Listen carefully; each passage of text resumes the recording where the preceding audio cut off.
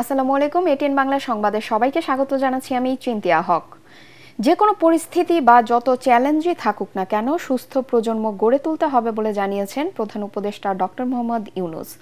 অসংক্রামক রোগ প্রতিরোধ ও নিয়ন্ত্রণে প্রধান উপদেষ্টার কার্যালয়ে আন্তঃমন্ত্রণালয় সহযোগিতা বৃদ্ধির জন্য যৌথ ঘোষণাপত্র স্বাক্ষর অনুষ্ঠানে তিনি একথা বলেন। সচিব সড়ক পরিবহন ও মঞ্চে আসবেন সিনিয়র সচিব ভূমি মন্ত্রণালয়। যে কোনো পরিস্থিতি হোক না কেন এবং যত চ্যালেঞ্জিং থাকুক না কেন আমাদেরকে সুস্থ সবল প্রজন্ম গড়ে তুলতেই হবে। এই জন্য সরকারি বেসরকারি সুশীল সমাজ কেবল পারস্পরিক অংশীদারিত্বের মাধ্যমে এটা সম্ভব।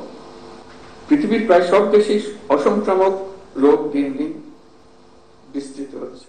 বাংলাদেশের আর্থসামাজিক ভৌগোলিক অবস্থান এবং বিপুল জনগোষ্ঠীর ছোট এলাকায় বসবাসের প্রেক্ষাপটে এই পরিস্থিতি আরো সংকটময়। তাই এটি জাতীয় স্বাস্থ্য ব্যবস্থাপনার সম্ভবত সবচেয়ে গুরুত্বপূর্ণ দিক, যা শুধু স্বাস্থ্য খাত নয়, আমাদের সামগ্রিক অর্থনীতি, সামাজিক নিরাপত্তা এবং টেকসই উন্নয়নের সাথেও নিবিড়ভাবে জড়িত। ঢাকা বিশ্ববিদ্যালয় কেন্দ্রীয় ছাত্র সংসদ ডাকসু নির্বাচনে মনোনয়নপত্র দাখিলের শেষ দিন আজ। বিকেল ৫টা পর্যন্ত মনোনয়নপত্র দাখিল করতে পারবেন প্রার্থীরা। এর আগে গতকাল শেষ দিন পর্যন্ত মোট ৬৫৮ জন প্রার্থী মনোনয়নপত্র সংগ্রহ করেন। চিফ রিটার্নিং কর্মকর্তা অধ্যাপক মোহাম্মদ জসিমউদ্দিন জানিয়েছেন, এখন পর্যন্ত কোনো আচরণবিধি লঙ্ঘনের ঘটনা হয়নি বলেও জানান তিনি। যুক্তরাষ্ট্রের সঙ্গে টানাপোড়েনের মধ্যে ভারত ও চীনের সম্পর্কে বরফ গলতে শুরু করেছে। বৈরিতা দূরে ঠেলে চীনের সাথে সম্পর্ক পুনঃস্থাপনে ব্যস্ত প্রধানমন্ত্রী নরেন্দ্র মোদি। এ মাসেই যাচ্ছেন বেজিং সফরে। ভারতের সাথে ঘনিষ্ঠতা বাড়াতে আগ্রহী চীনা প্রেসিডেন্ট জিনপিংও দিল্লিতে পাঠিয়েছেন তার পররাষ্ট্রমন্ত্রীকে। এই সুযোগে ভারতের চিরশত্রু আর চীনের বন্ধু পাকিস্তানকে কাছে টানছে আমেরিকা।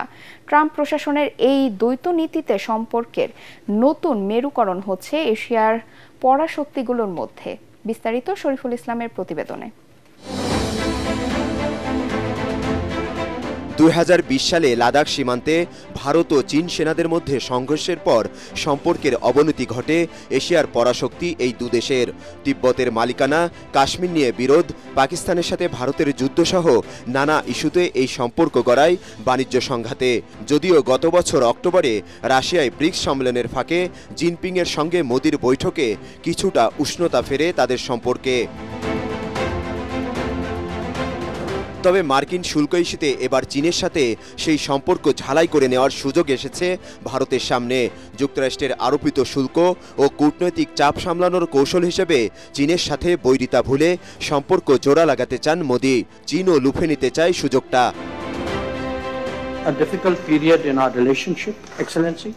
আমরা একটি কঠিন সময় পার করে দুদেশের সম্পর্কটা এগিয়ে নিতে চাই। সকল দূরত্ব ঘুচিয়ে এখন আমরা একে অপরের প্রতি সম্মান, সংবেদনশীলতা ও পারস্পরিক স্বার্থ দেখব। দীর্ঘ বিরতির পর এরই মধ্যে রাষ্ট্রীয় সফরে ভারতে চীনের পররাষ্ট্রমন্ত্রী। নয়াদিল্লিতে দেশটির পররাষ্ট্রমন্ত্রী সহ শীর্ষ কর্মকর্তাদের সঙ্গে বৈঠকও সেরেছেন তিনি। মোদী সরকারের কাছে পৌঁছে দিয়েছেন চীনের ইতিবাচক বার্তা। ভারত ও চীনের সম্পর্ক এখন সহযোগিতার পথে। আমরা এখন আর একে অপরের হুমকি বা প্রতিদ্বন্দ্বী নয়, বরং অংশীদার। আশা করি আমাদের এই সম্পর্ক পুনরুজ্জীবিত হবে। যুক্তরাষ্ট্রের সঙ্গে ভারতের সাম্প্রতিক উত্তেজনার প্রেক্ষাপটে চীন ভারতের সম্পর্ক আরও ঘনিষ্ঠ হচ্ছে। এমন পরিস্থিতিতে ২০২০ সালে বন্ধ হয়ে যাওয়া সরাসরি ফ্লাইট পুনরায় চালু করতে রাজি দুদেশ। পাশাপাশি ৩টি হিমালয় সীমান্তে বাণিজ্য সহজীকরণ নিয়ে আলোচনা জোরদার হবে মোদির বেইজিং সফরে।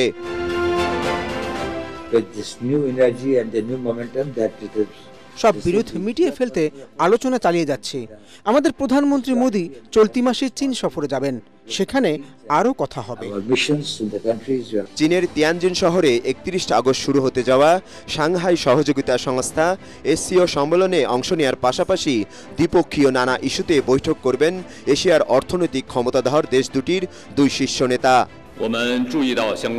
আমরা একে অপরের সাফল্য চাই, শুধু দুদেশের সম্পর্ক উন্নয়ন নয়, বরং এশিয়া অঞ্চল ও বিশ্ব বাণিজ্য ব্যবস্থায় একটি স্থিতিশীলতা প্রয়োজন। কোনো একক দেশের স্বেচ্ছাচারিতা আমরা মেনে নেব না।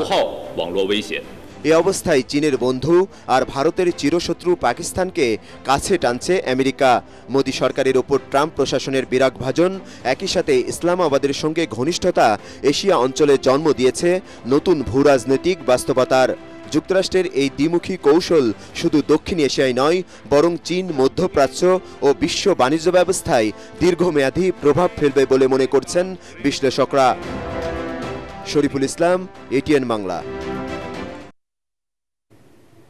পরবর্তী সংবাদ দেখার আমন্ত্রণ জানিয়ে এখনকার মতো শেষ করছি। এটিএন বাংলা সংবাদ ইউটিউবে দেখতে ব্রাউজ করুন, youtube/ATN Bangla News। ধন্যবাদ সবাইকে।